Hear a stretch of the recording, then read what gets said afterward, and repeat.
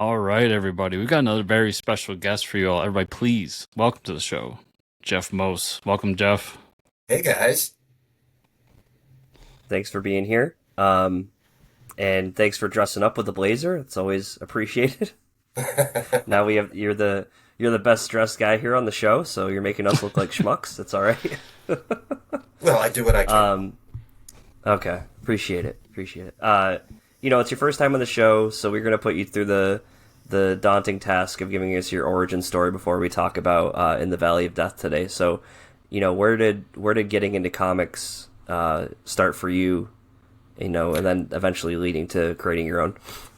Well, I think it probably started when my parents took me to a car show when I was very, very young. I couldn't have been more than 4 years old. And Adam West was there in the full Batman costume. And I No just way. remember being in my Nice. mother's arms. She took me up on stage. Obviously, that was not a high point in his career. He didn't want to be there.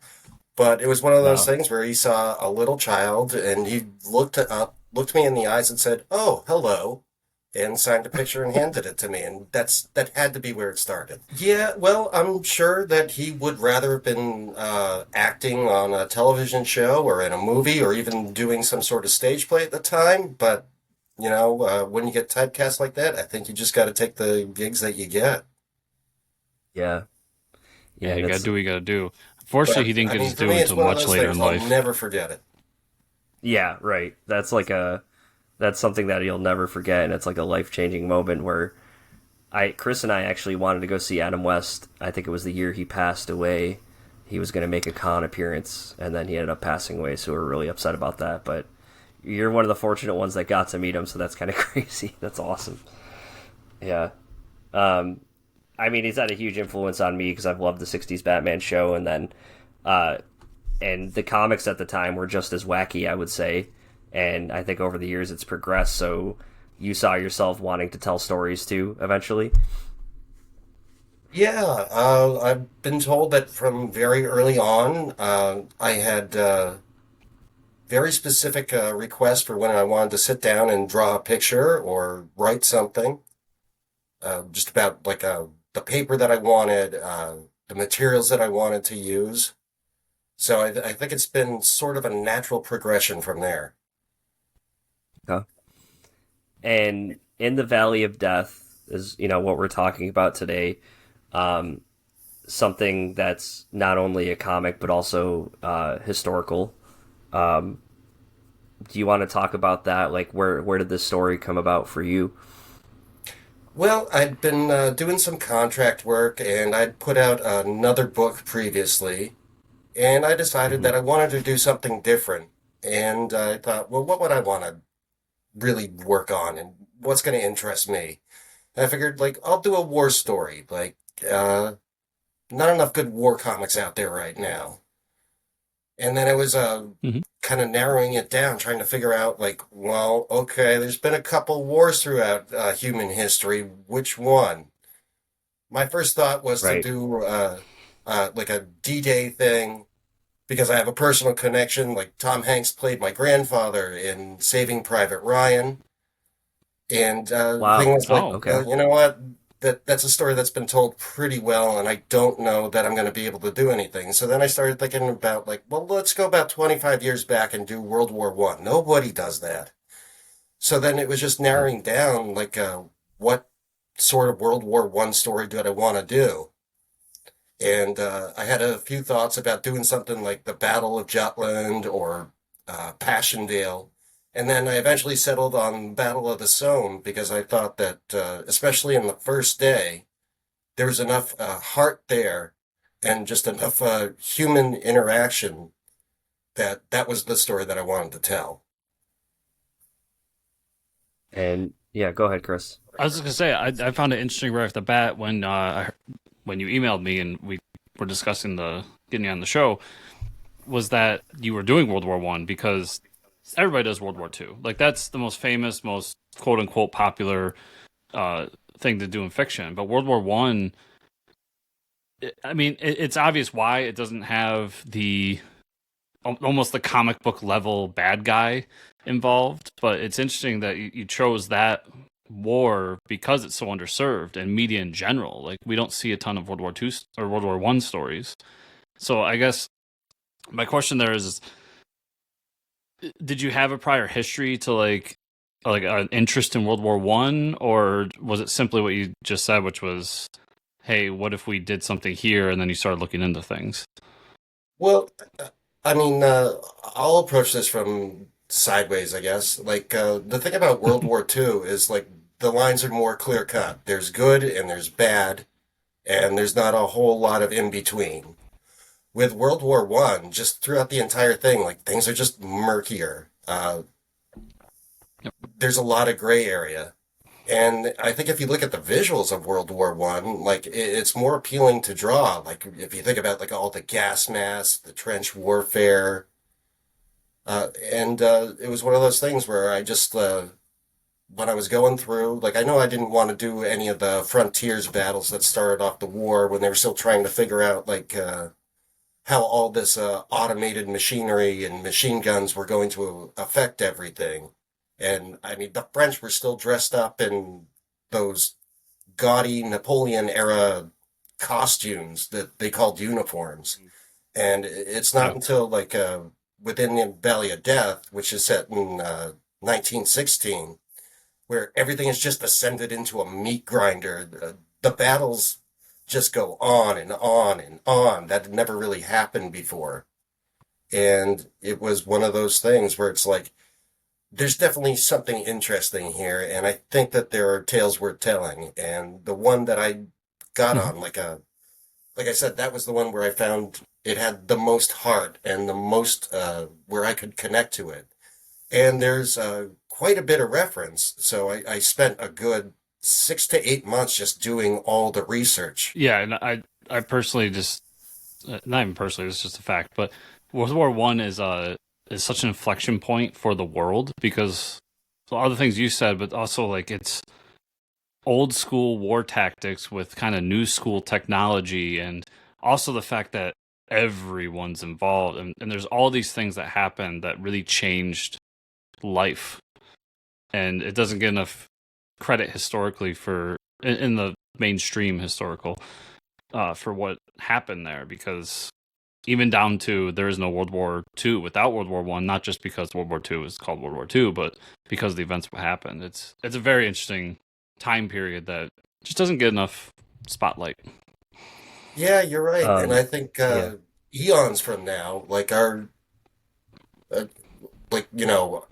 children's children will look back at World War One and just see like what a massive seismic shift that was to our world. Because quite frankly, like, yeah, what you're saying about World War Two is absolutely true, but there's even modern day events like September 11th or October 7th that have direct connections back to the First World War. So that Mhm. shadow is still being cast.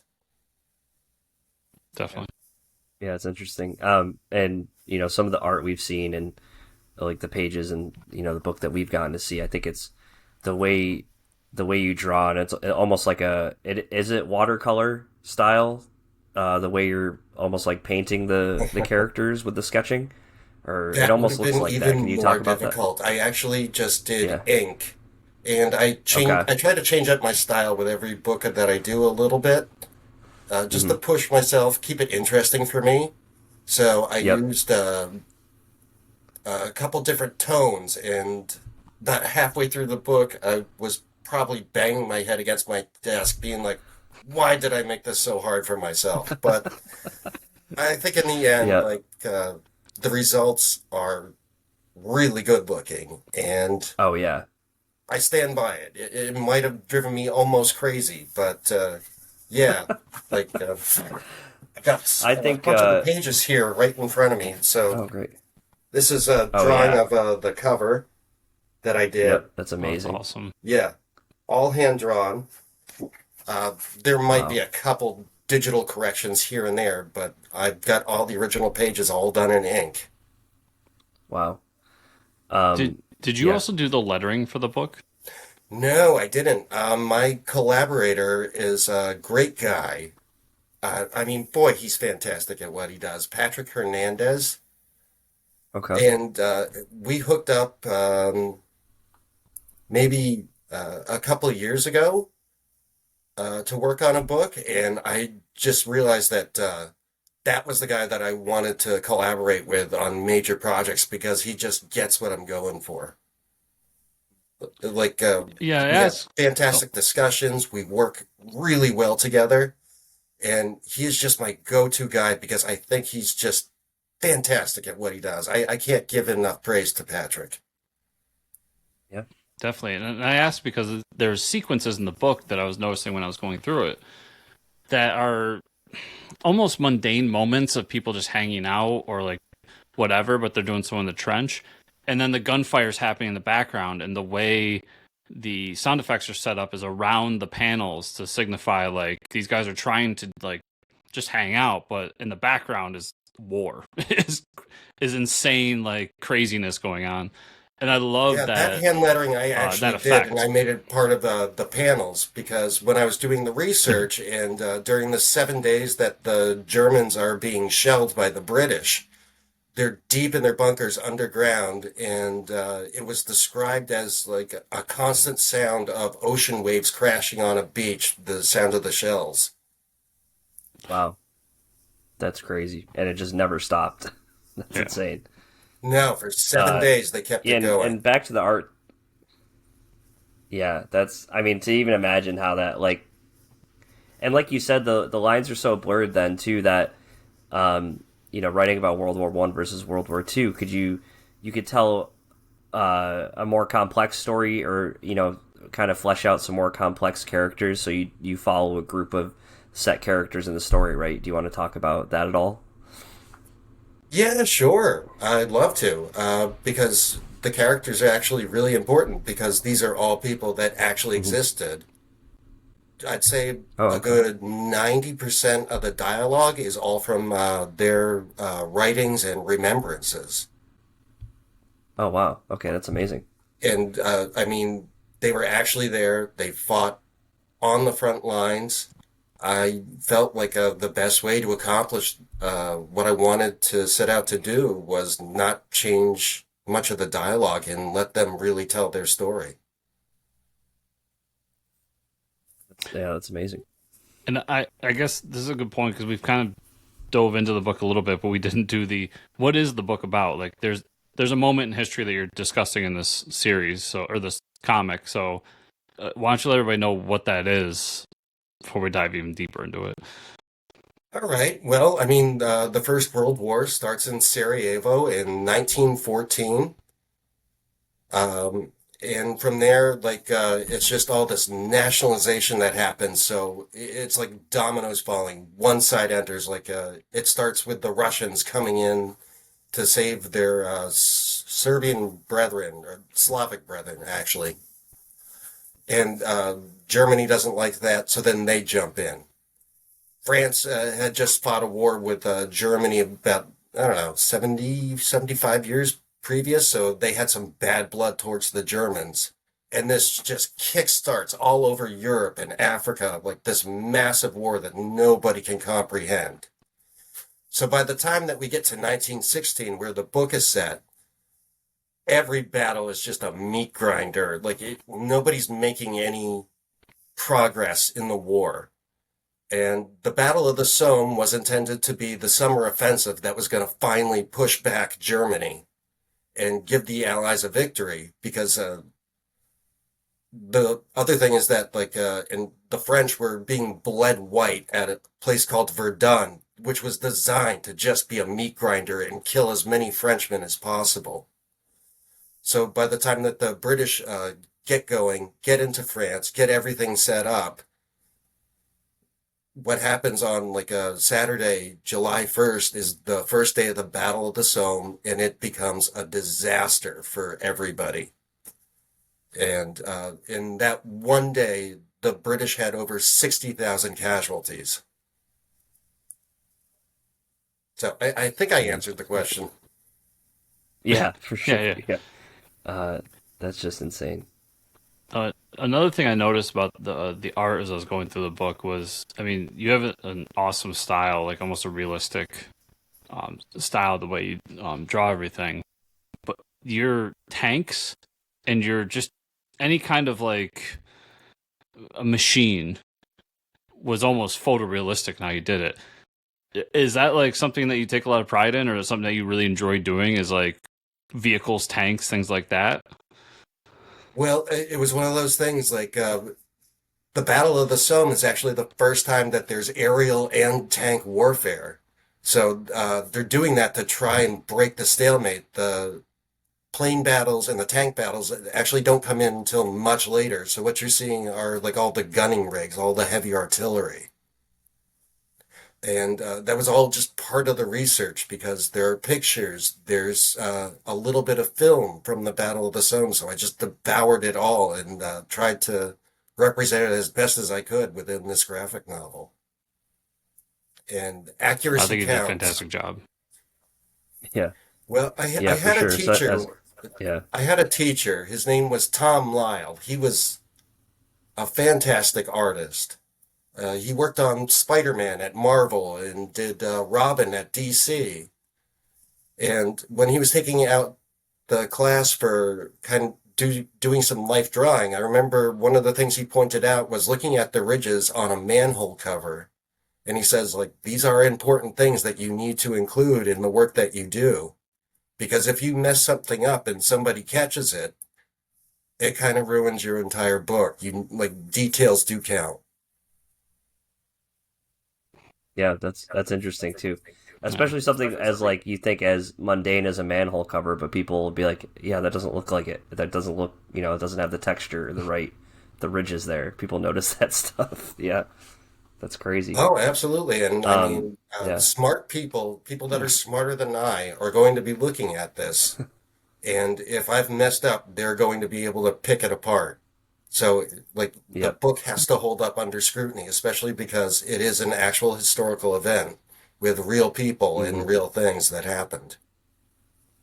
yeah. There's definitely more weight to it, right? So, I Yet think the burden some of is the definitely pages, higher when yeah, you are putting all that real life stuff together. yeah, for sure. I think some of the terrifying. I mean, I love the choice to do the book in black and white. I think that is a very it's a very cool tone.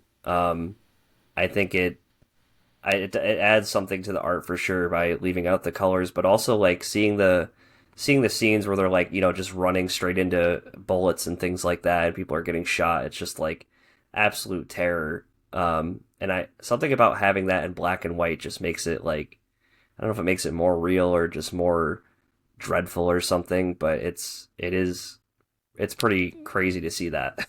Also feels historic. Historic, yeah. Okay, that's probably what it does. I think it adds a little of this historic to it being black and white, but I think that was a cool choice to do with the book. Yeah, well, I did think about coloring it, but was basically told, don't do it. It works as it is. Yeah. No, I think it really does. That and I think Um coloring I it mean, would have yeah. actually taken something away just based on the colors of the uniforms. Like the Mhm. Germans would have had this really gray look. British were wearing khaki colored uniforms at that point, and most of it is set on what would have been a farmer's field in France.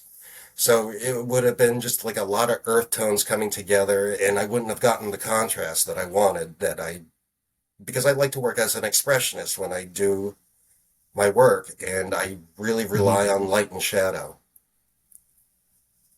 Yeah. Yeah, and like we were saying, like when you think back on those wars, I know like now the big thing on History Channel is World War II in color, but we always got to know these wars through videos in black and white, and it almost feels like that's the way it's supposed to be, just because of the technology at the time was black and white, and that's the videos we got at the time. So it works in so many different ways for the book and for the feel of the book. Yeah, thanks. I mean, Yeah. I remember when I painted the very last cover, the back cover, and it was finally done. All the art was done. I took a step back from my desk and then just kind of looked at everything and said, like, well, I think I've got something good. Mhm. It took that long. You got to the final cover, like, okay, maybe it's good. I think it looks. I mean, every page, whatever. Yep, If I've somebody got gets their the hands on this book, I painted think back it's. cover with me as well. Oh yeah, it's beautiful with Yeah, the red and green. Yeah, it's a great piece. yeah, it Yep. really is. Yeah, It's like the by the time growing I finished over. that, Yeah, that's kind of when I said, like, I think we've got something good. yeah. No, and for sure there is something good here. I mean, it's a spectacular looking book. And yeah, go ahead, Chris. I was just gonna say, it sounds like you're gonna try to wrap up a little bit here, Mike, but Yeah. it's out currently, if I'm correct here, Hmm. but you're working with a publisher we've never really heard of. So I would love to hear a little bit about your experience with the publisher and to shout out who the publisher is.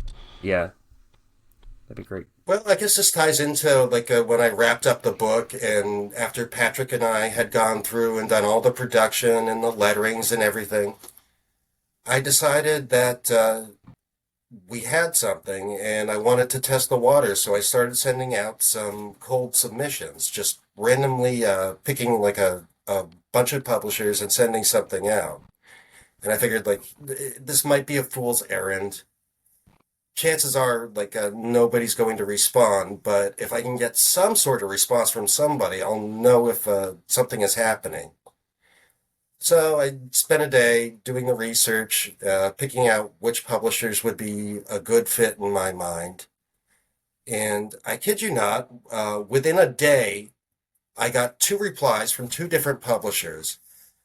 And the notes that I sent me, like I will tell you, they were the most uplifting, positive rejection letters I've ever received.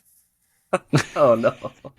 And well, I saw Oh that coming. man. I mean, like Yeah. I knew that like nobody gets 10 out of 10. And then just a Hmm. couple hours after I got those, I'd sent something off to Marcosia, and they said like we're interested.